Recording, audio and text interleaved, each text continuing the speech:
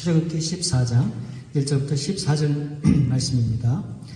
여호와께서 모세에게 말씀하여 이르시되 이스라엘 자손에게 명령하여 돌이켜 바다와 믹돌 사이에 비하하룻 앞 곧 바알스본 맞은편 바닷가에 장막을 치게 하라. 바로가 이스라엘 자손에 대하여 말하기를 그들이 그 땅에서 멀리 떠나 광야에 갇힌 바 되었다 하리라. 내가 바로의 마음을 완악하게 한즉 바로가 그들의 뒤를 따르리니 내가 그와 그의 온 군대로 말미암아 영광을 얻어 애굽 사람들이 나를 여호와인 줄 알게 하리라 하시매 무리가 그대로 행하니라. 그 백성이 도망한 사실이 애굽 왕에게 알려지매 바로와 그의 신하들이 그 백성에 대하여 마음이 변하여 이르되 우리가 어찌 이같이 하여 이스라엘을 우리를 섬김에서 놓아 보내었는가 하고 바로가 곧 그의 병거를 갖추고 그의 백성을 데리고 갈새 선발된 병거 600대와 애굽의 모든 병거를 동원하니 지휘관들이 다 거느렸더라.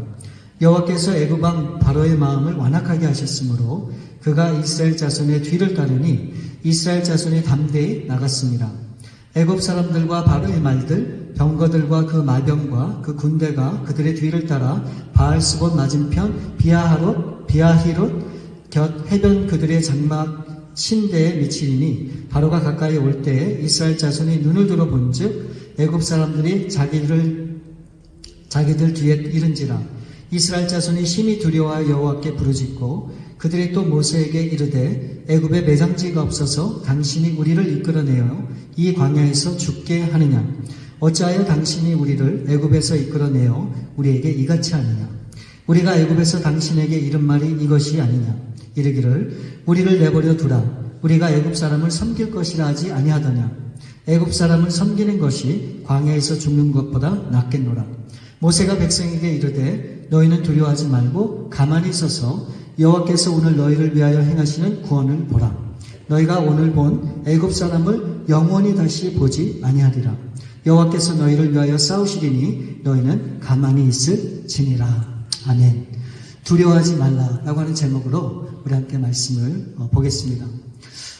제 기억으로 제가 초등학교 때 그냥 일반 방송에서 이 성탄절이 가까우면서 성화, 그러니까 이 기독교 영화를 방영했던 그런 기억이 있습니다. 제가 어릴 때 본 그 영화 중에 10계라고 하는 그런 성화가 있었거든요. 그 10계의 줄거리는 우리가 성경에서 알고 있는 그 내용이에요. 이스라엘 백성들이 애굽 땅으로 가서 430년 동안 노예 생활을 하고 있을 때 하나님께서 모세를 부르시죠. 그래서 이 모세를 하여금 이 이스라엘 백성들을 출애굽하게 만듭니다. 그렇죠? 그래서 이제 홍해를 건너고 마침내 시내산에서 10개, 10가지 계명 받고 나서 이제 이 이스라엘 백성들이 이 거친 광야 생활을 시작하는 바로 그것이 이 10계라고 하는 그 성화의 내용이라고 저는 그렇게 기억이 됩니다. 제가 그때 영화를 보면서 가장 기억에 남는 것 중에 한 장면이 바로 이 홍해가 갈라지는 그 광경이 지금도 어렴풋이 기억이 나요.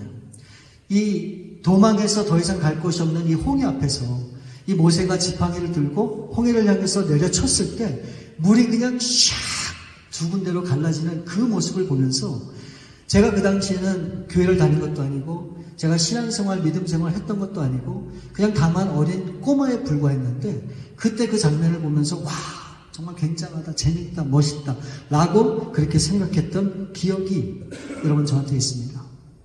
여러분 홍해하면 여러분들 생각나는 게 뭘까요? 하나님께서 이 홍해를 가르시는 그런 기적의 장면이 가장 먼저 또 떠올려질 겁니다.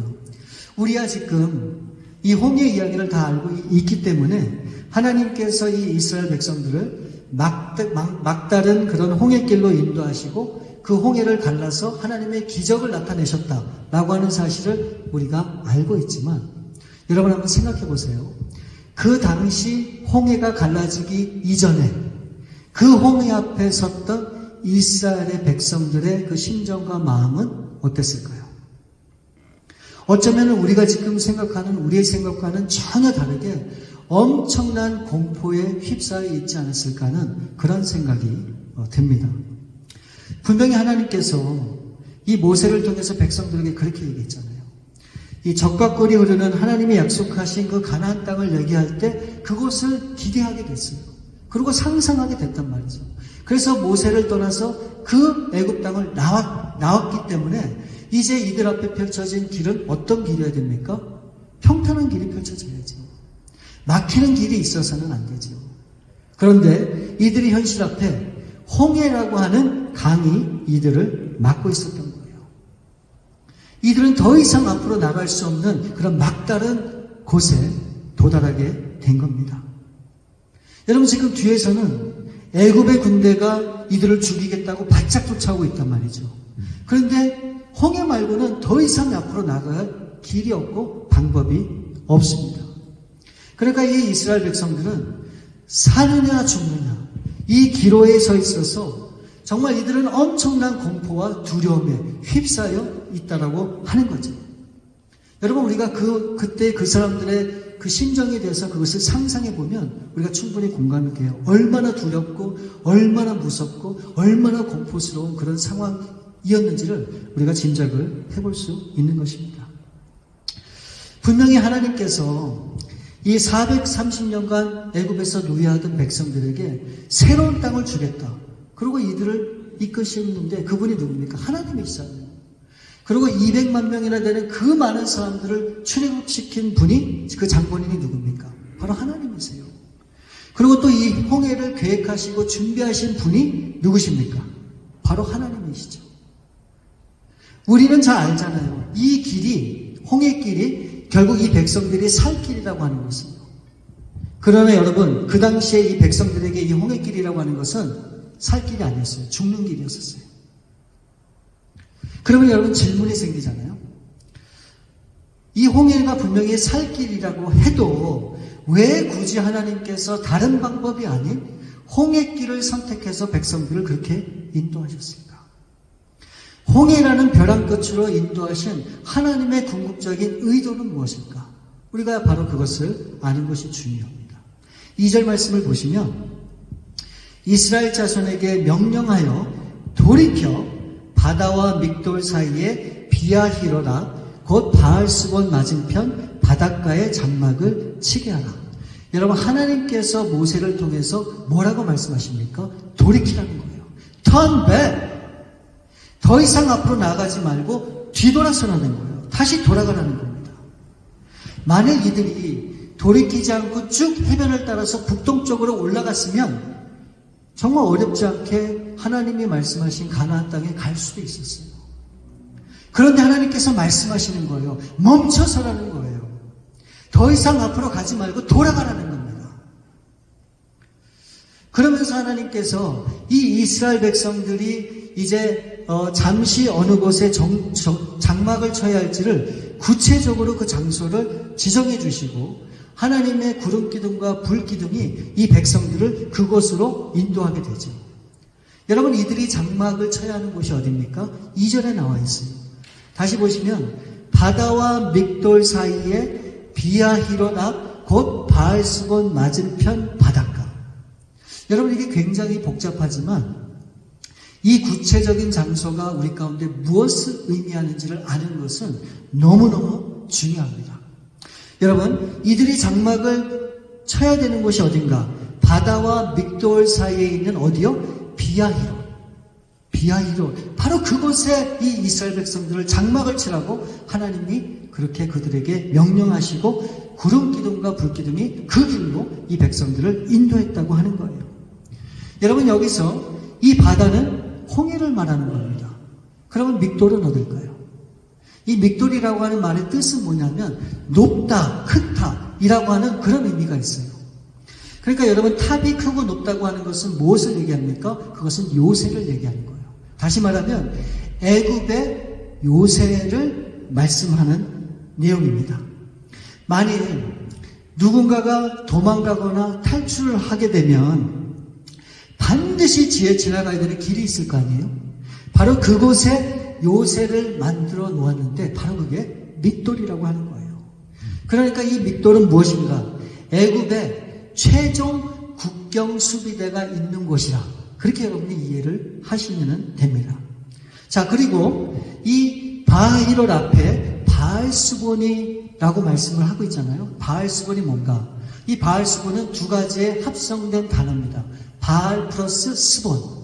여러분, 바알은 여러분이 잘 아시는 우상이에요. 이 가나안 땅의 풍요와 다산을 상징하는 그런 우상이 바알이지요. 그러면 스본은 뭔가? 스본의 의미는 뭐냐면 북쪽을 가리키는 동사의 말이에요. 단어예요. 북쪽. 그러니까 이 말을 다시 한번 해석하면 이 바알스본이라고 하는 것은 북쪽에 있는 바알이다 라고 하는 그런 의미가 있는 거예요. 그러니까 우상을 섬기는 사람들이 사는 그 동네가 바로 뭐라고 얘기하는 겁니까? 북쪽에 있는 땅이다 라고 그렇게 이야기를 하는 겁니다. 그러니까 여러분 보세요. 바다는 홍해잖아요. 그러니까 바다는 빠져 죽는 곳이에요. 가면. 그러면 믹돌은 어느 곳입니까? 이 애굽의 요새잖아요. 그러니까 사람들을 잡아서 죽이는 곳이 바로 이 믹돌이에요. 그러면 여러분 바알스본은 뭡니까? 바알스본은 우상을 숨기는 그런 도시란 말이에요. 우상으로 망하게 만드는 그런 곳이 이 바알스본이라고 하는 거예요. 그러니까 이 모든 지명들을 다 종합하면 이 바이롯은 무슨 뜻이고 과연 어디를 말하는 것인가? 여러분 북쪽, 이 북쪽은 믹돌, 요새를 말하는 거고 저 아래쪽 남쪽은 이 바알스본, 우상을 섬기는 곳을 말합니다. 그리고 이 서쪽은 애굽 땅이에요. 그리고 이 동쪽은 어디입니까? 홍해가 있는 거예요. 다시 얘기하면 이 이스라엘 백성들이 어디든 갈 수 없는 완전히 막혀 있는 곳, 도저히 빠져나갈 수 없는 그런 위치를 말하고 있는 게 이 바히롯이라고 하는 말이에요. 그러니까 고립된 장소를 말하는 거예요. 동쪽도 안 되고 남쪽도 안 되고 서쪽도 안 되고 북쪽도 안 되는 도저히 빠져나갈 구멍이 없는 그런 곳을 말하는 겁니다. 그러면 궁금하잖아요. 왜 하나님께서 이 이스라엘 백성들이 도저히 사방으로 아무데도 도망갈 수 없는, 빠져나갈 수 없는 그런 곳으로 이 백성들을 인도하셨냐는 거예요. 왜 그런 곳으로 하나님이 이 백성들을 몰았냐고 하는 것이 우리의 질문일 수밖에 없습니다. 여러분, 우리가 잘 알고 있잖아요. 하나님은 그런 하나님이 아니시잖아요. 여러분, 우리가 알고 있는 하나님은 어떤 하나님이십니까? 우리에게 피할 길을 내시고 안전한 길을 갈 수 있도록 도와주시는 분이 우리 하나님 아니신가요? 그럼에도 왜 하나님은 이 백성들을 적들이 몰려오면 꼼짝없이 당할 수밖에 없는 그런 곳으로 인도를 하셨냐는 거예요. 왜 그런 곳에 장막을 치라고 하나님이 말씀을 하셨냐는 거예요. 여러분, 그 이유가 3절 말씀에 나와 있어요. 3절 말씀을 보시면 바로가 이스라엘 자손에 대하여 말하기를 그들이 그 땅에서 멀리 떠나 광야에 갇힌 바 되었다 하리라. 그러니까 바로가 생각할 때 이스라엘 백성들은 광야에서 헤매다가 마치 독에 든 쥐처럼 이제 더 이상 빠져나갈 수 없는 곳에 고립됐다라고 하는 것을 믿게 만들기 위해서 그렇게 하셨다는 거예요. 그러면 여러분, 애굽의 이 바로가 가만히 있을 수가 없잖아요. 그래서 4절 말씀을 보시면 내가 바로의 마음을 완악하게 한즉 바로가 그들의 뒤를 따르리니 내가 그와 그의 온 군대로 말미암아 영광을 얻어 애굽 사람들이 나를 여호와인 줄 알게 하리라 하시매 무리가 그대로 행하니라. 하나님께서 뭐라고 말씀하시는가? 바로가 반드시 이스라엘을 뒤쫓아올 거라는 거예요. 이것이 바로 애굽의 군대를 이 홍해로 끌어들이기 위한 하나님의 전적인 계획이었다라고 하는 것을 우리가 이 말씀을 통해서 알 수 있는 거예요. 그리고 이 일을 통해서 하나님이 어떻게 하신다고요? 하나님께서 영광을 얻으시고 모든 유대 그 애굽 사람들로 하여금 여호와 하나님이 누구인지를 분명히 알게 하시겠다고 그렇게 말씀하고 계십니다. 그래서 정말 하나님이 계획하신 대로 어떻게 됐는가? 5절 말씀을 보니까 그 백성이 도망한 사실이 애굽 왕에게 알려지매 바로와 그의 신하들이 그 백성에 대하여 마음이 변하여 이르되 우리가 어찌 이같이 하여 이스라엘을 우리를 섬김에서 놓아 보내었는가 하고, 이제 이 이스라엘 백성들이 이제 그 애굽을 완전히 떠났다고 하는 보고를 이 바로와 신하들이 듣게 됩니다.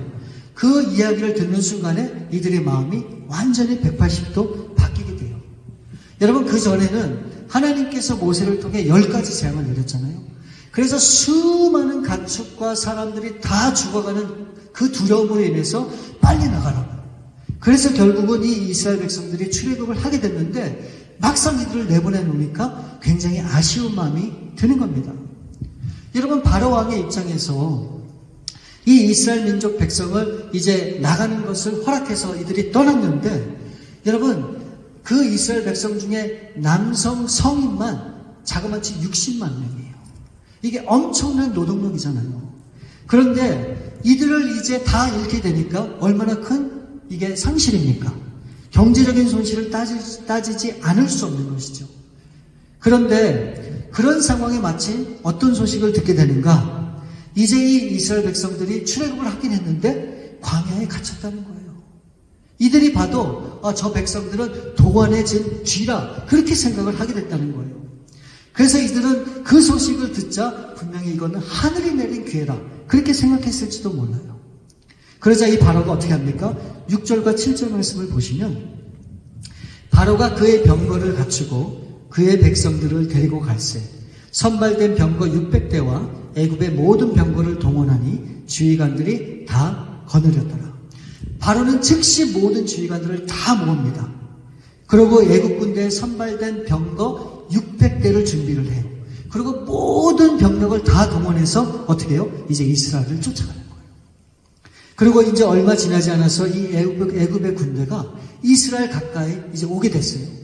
이제 어느 날 이스라엘 백성들이 보니까 이 애굽 군대가 바로 눈앞에, 코앞에 와 있는 거예요. 그러니 이 모습을 본 이스라엘 백성들이 이 반응이 어땠을까요? 10절 말씀을 보면, 바로가 가까이 올 때 이스라엘 자손이 눈을 들어본즉 애굽 사람들이 자기들 뒤에 이른지라.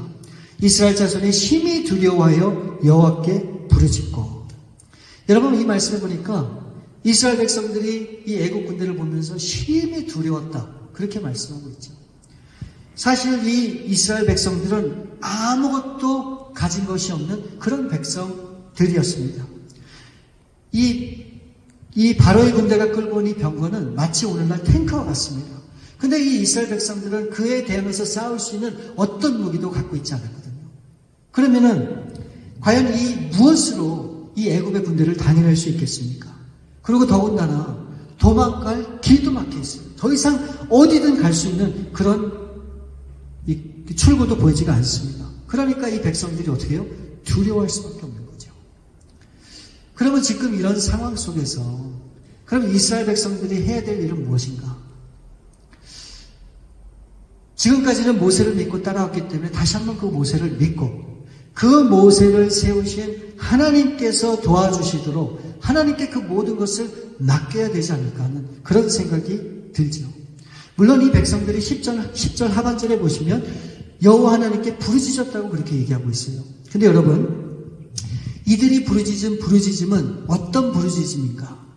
하나님 앞에 어떤 부르짖음으로 나갔는가? 바로 그 부르짖음은 원망과 불평이었었어요. 그거를 어떻게 알 수 있는가? 이 백성들이 모세에 대해서 한 태도를 보면 어떻게 하나님 앞에 부르짖었는지 우리가 그 자세한 내용을 우리가 한번 상상해 볼 수 있어요. 11절 말씀을 보면, 그들이 또 모세에게 이르되 애굽에 매장지가 없어서 당신이 우리를 이끌어내어 이 광야에서 죽게 하느냐? 어찌하여 당신이 우리를 애굽에서 이끌어내어 우리에게 이같이 하느냐?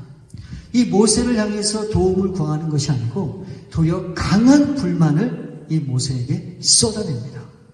왜 우리들을 잘 살고 있는 애굽에서 불러내서 이 광야에서 죽게 만드냐는 거예요. 그러면서 이들은 전에 이들이 모세에게 했던 말을 다시 한번 끄집어냅니다. 그래서 12절에 이렇게 얘기해요. 우리가 애굽에서 당신에게 이른 말이 이것이 아니냐? 이르기를 우리를 내버려두라. 우리가 애굽 사람을 섬길 것이라 하지 아니하되냐? 애굽 사람을 섬기는 것이 광야에서 죽는 것보다 낫겠노라. 우리를 그냥 애굽에서 살도록 내버려두지 왜 우리를 불러내서 이 고생을 하고 이 죽음 앞에, 위기 앞에 내몰도록 그렇게 방치를 하느냐고 얘기를 하는 거예요. 누가 너의 생애에서 우리를 구해달라고 너에게 얘기한 적이 있냐고 그렇게 모세에게 따지는 겁니다. 그러니까 이 말은 어떤 의미인가? 지금의 이들에게 주어진 이 상황, 바로 이 현실, 이 현실이 지난 과거보다 못하다는 거예요. 지난 과거보다 못하다는 거예요. 여러분, 오늘날 우리의 문제가 바로 이것이라 저는 그렇게 생각해요. 우리가 뜻밖의 상황이나 예상하지 못한 그런 일들을 만나게 되면 우리는 어떻게 합니까? 이들과 똑같은 반응을 합니다.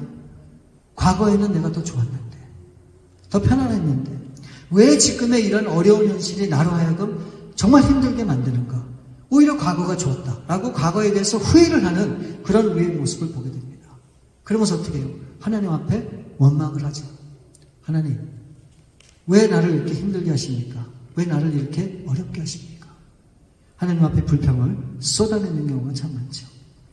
그러자 두려워하고 불평하는 이 이스라엘 백성들을 향해서 모세는 이렇게 당당히 선포를 합니다. 13절과 14절 말씀을 보시면 모세가 백성에게 이르되 너희는 두려워하지 말고 가만히 서서 여호와께서 오늘 너희를 위하여 행하시는 구원을 보라. 너희가 오늘 본 애굽 사람을 영원히 다시 보지 아니하리라. 여호와께서 너희를 위하여 싸우시리니 너희는 가만히 있을지니라. 두려워하지 말고 가만히 서서 한번 보라는 거예요.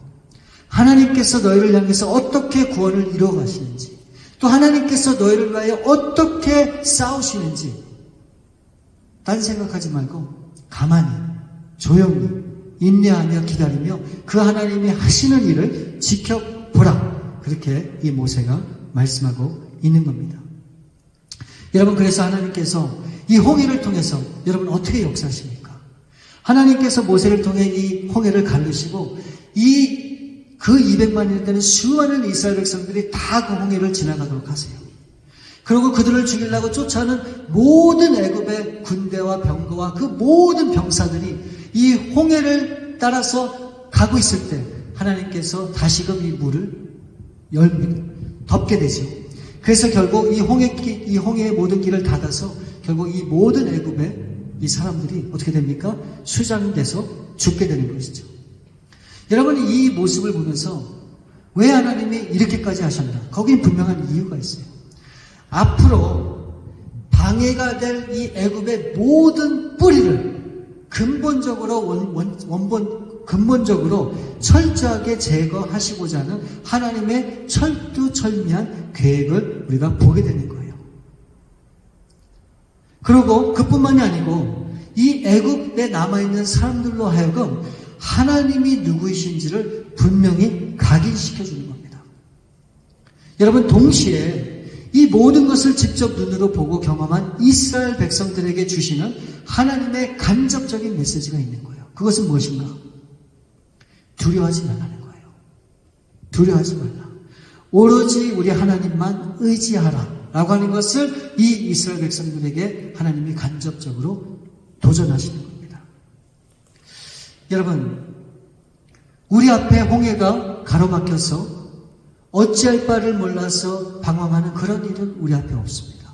그렇지만 우리 앞에 놓여진 여러 가지 삶에 부대끼는 일들이 참 많아요. 어려운 현실들이 있단 말이죠. 뜻하지 않은 일들도 있고 갑자기 뜻하지 않은 어떤 사건 때문에 고통당하는 그런 경우도 있어요. 여러분, 그럴 때 우리는 어떻게 합니까? 두려워할 수밖에 없어요. 그리고 그 두려움 때문에 내 믿음도 약해지고 내 신앙도 약해지고 하나님 앞에 더욱더 가까이 나가는 것이 아니고 어쩌면 더욱더 하나님과 거리를 두고 내가 살 길을 내 스스로 찾을 때가 없지 않은 것 분명히 있습니다. 여러분, 오늘 이런 이스라엘 백성들을 향해서 우리 모세가 분명히 말씀하세요. 가만히 있으라는 거예요. 그리고 하나님이 하시는 일을 지켜보라는 거예요. 절대로 두려워하지 말고 그 하나님만 전적으로 의지하라. 그렇게 말씀을 하는 겁니다. 여러분, 삶이 코너로 몰려서 막막할 때가 있죠. 또 사방이 둘러싸여서 우리가 불안할 때도 분명히 있습니다. 근데 여러분, 꼭 기억하시기 바랍니다. 그 모든 우리 개개인에게 주어진 그 상황과 환경은 결국은 하나님께서 길을 내기 위하십니다 라고 하는 사실을 우리는 기억을 해야 돼요. 우리는 많은 때 어떤 문제 속에서, 어려움 속에서 길을 찾으려고 하지 않아요. 어쩌면 하나님의 길은 딴 데 있다고 생각을 합니다. 그래서 내 생각을 주장하게 되고 내 마음이 가는 대로 판단하게 되고 그래서 서툰 판단과 결정으로 잘못된 신앙으로 가거나 잘못된 길로 빠질 때가 얼마나 많은지 몰라요. 근데 하나님은 이 사건을 통해서 분명히 우리에게 보여주세요. 문제가 있고 어려움이 있고 극한 환경이 있는 바로 그곳에 하나님의 길이 있다고 우리 가운데 알려주시는 거예요. 여러분, 어려움이라고 하는 것은 그 어려움을 통해서 내가 그 어려움을 통과하여 하나님이 원하시는 그 길을 가기를 원하시는 거예요. 아픔이 있으면 그 아픔을 통해서 내가 그 아픔을 딛고 성숙해지는 길을 가기 위해서 그 하나님이 예비하신 길을 통과만 해야 된다고 하는 사실을 우리는 꼭 기억해야 돼요. 우리의 신앙 중에서 우리는 많은 때 비껴가고 돌아가고 되돌아가는 것이 길이고 방법이라고 생각할 때가 참 많아요. 근데 성경 어디를 봐도 하나님은 그렇게 하신 적이 없어요. 어디를 봐도 그렇습니다. 아프잖아요? 그 아픔을 통해서 나에게 주시는 하나님의 길이 있어요. 내가 고통을 당하잖아요? 그것을 통해서 하나님이 나에게 주신 메시지가 있단 말이에요. 우리는 그렇기 때문에 그런 일이 있으면 그 상황과 환경을 통해서 하나님의 뜻을 발견하고 그 길을 발견할 수 있어야 되는 거예요. 이것이 진정한 신앙이고 이것이 진정으로 하나님이 우리에게 원하시는 거라는 거예요. 여러분, 아이들 보면 아이들 공부하는 게 힘들지요. 그리고 조금만 어려움이 있으면 아이들은 어떻게 합니까? 그냥 완전히 인생을 다 잃은 것처럼 그렇게 낙담하면서 그냥 절망하는 경우가 얼마나 많습니까? 여러분, 근데 정말 성숙한 아이는 어떤 아이입니까? 그런 어려움이 있어도 그래, 내가 이것을 굴복할 게 아니고 내가 도전해서 이겨야지. 그런 마음을 갖고 이기면 그 다음 단계로 또 나갈 수 있는 거예요. 근데 그것을 통과 못하면 그 다음 단계로 갈 수가 없는 거예요. 우리 신앙도 마찬가지란 말이에요. 여러분, 운동하는 사람들이 한계가 있잖아요. 그러면 그러면 아주 그냥 유명한 그런 사람들, 이름값 하는 그런 사람들은 어떻게 그렇게 잘하는 걸까요? 다른 게 없어요. 내 한계가 도달했을 때 포기하지 않는 거예요. 조금만 더 한번 해봐야지. 조금만 더 노력해봐야지. 그게 결국은 그 사람을 그렇게 위대한 그런 운동선수로 나아갈 수 있도록 도와준다는 거예요. 여러분이 도저히 여기까지가 내가 할 수 있는 마지막이야. 난 도저히 못해. 그럴 때 다시 한번 생각을 좀 바꾸세요. 내가 이거를 그래도 하나님을 믿으니까 이겨야지. 조금만 더 노력하시고 조금만 더 하나님 앞에 가까이 나오려고 한번 해보세요. 그러면 그만큼 여러분이 성숙해지는 거예요. 그리고 그만큼 조금 더 앞으로 나갈 수 있는 거예요. 우리의 모든 인생이 그렇게 되면 결국은 우리가 바로 하나님이 원하시는 그런 하나님의 백성들로 자라가고 성장할 수 있게 되는 거예요.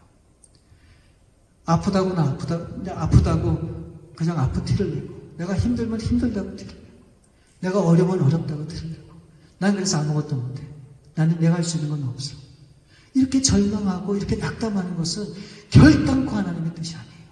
하나님은 절대 그런 방법으로 우리의 삶을 이끌어가지 않아요. 왜요? 그렇게 되면 우리는 나약한 사람밖에 안 돼요. 조그만 환경에도 넘어질 수밖에 없잖아요. 그럼 어떻게 이 세상을 이기겠어요? 그건 하나님의 방법이 아니에요. 그래서 여러분, 오늘 이 말씀을 통해서 주시는 도전은 그거예요. 어떤 일이 여러분 앞에 닥친다 할지라도 두려워하지 마세요. 오히려 그 어려운 환경이 여러분에게 정말로 하나님의 길을 알려줄 수 있는 그런 방법이라고 하는 것을 우리는 생각을 해야 돼요. 그래서 그것을 기쁜 마음으로, 감사한 마음으로 그것을 택하세요. 그러면은 그 길을 통해서 하나님이 여러분의 믿음도 잘게 하시고 더 큰 하나님의 뜻도 알게 하시고, 그래서 여러분들을 하나님이 들어서 놀라운 하나님의 방법으로 여러분들을 사용하시는 겁니다. 우리 배단님께 모든 성도들이 그렇게 하나님 앞에 쓰임 받길 정말 원해요. 작은 일에도 넘어지는 그런 나약한 신앙이 아니라 어떤 작은 일이든 큰 일이든 어떤 상황이 우리 앞에 주어져도 내 믿음을 가지고 그것을 뛰어넘어서 한 걸음 더 가까이 주님 앞에 나가시는 저와 여러분들 될 수 있기를 우리 주님의 이름으로 축원을 드립니다. 우리 시간에 함께 기도하기 원합니다. 여러분, 저도 그런 믿음과 신앙이 사실은 없어요. 저도 조그만 어려움이 있으면 그 어려움 때문에 고민하고 잠도 못 자고 어찌할 바를 모르는 게 저희 모습이에요. 아마 여러분들도 마찬가지라 그렇게 생각이 됩니다. 여러분, 이 세상에 어려움이 없는 사람이 누가 있겠습니까? 힘들지 않은 사람이 누가 있겠습니까? 그게 우리 인생 아닙니까? 그런 인생 가운데 하나님이 저와 여러분을 사랑해 주시고 그 하나님이 저와 여러분에게 주시는 그런 은혜는 무엇인가? 두려워하지 말라는 거예요. 한번 도전해 보라는 거예요. 그것을 넘어서 한 걸음 더 나아가라는 겁니다. 여러분, 그렇게 할 때 우리의 신앙과 믿음이 자랄 수 있고, 그렇게 해야 정말 하나님이 부르셔서 우리가 어떤 환경에 있었는지 기쁜 마음으로 하나님 앞에 나갈 수 있는 겁니다. 우리 그렇게 기도하기 원해요. 하나님, 이제는 어떤 환경에도 두려워하지 않고 정말 하나님을 붙들고 믿음으로 나갈 수 있도록 도와주옵소서. 우리 그렇게 간절히 이 시간 기도하기 원합니다. 우리 참으로 좋으신 아버지 하나님, 감사합니다. 아버지 하나님, 오늘 모세를 통해서 정말 이스라엘 백성들이 불평하고 불만을 토해내고 이제는 죽었다고 생각하고 이제는 어찌할까 한탄과 한심을 내시며 정말 모세를 원망하고 하나님을 원망할 때 모세가 두려워하지 말고 하나님이 하신 일을 가만히 지켜서 보라고 그렇게 도전의 메시지를 줬던 걸 우리가 기억합니다. 하나님, 우리의 삶이 어떤 풍파가 있고 어려움이 있어도 우리도 놀라지 않고 위축되는 그런 삶이 아니라 오히려 그 가운데서 길을 찾고 방법을 찾고 하나님이 이끄시는 그 하나님의 손에 이끌려 정말 이 모든 것들을 담대히 이끌어 나갈 수 있는 그런 신앙과 삶이 될 수 있도록 도와주옵소서. 하나님, 이제는 어린아이 같은 신앙을 벗어나서 이제 정말 담대한 성숙한 신앙을 가지고 어떤 어려움에도 정말 이제 당당히 맞서고 정말 이 험한 세상을 당당히 이겨 정말 하나님의 백성으로 하나님의 자녀로 이 세상에 하나님의 이름을 높이며 하나님 앞에 당당히 살아가는 저희 모두가 될 수 있도록 하나님 도와주옵소서. 그래서 우리 배단임 교회가 이 마지막 때 하나님의 부르신 하나님의 그 놀라운 뜻을 따라 하나님 앞에 귀하게 쓰임받는 아름다운 우리 성도님들의 삶이 될 수 있도록 하나님 이끌어 주옵소서. 우리 참으로 좋으신 아버지, 감사함을 드립니다.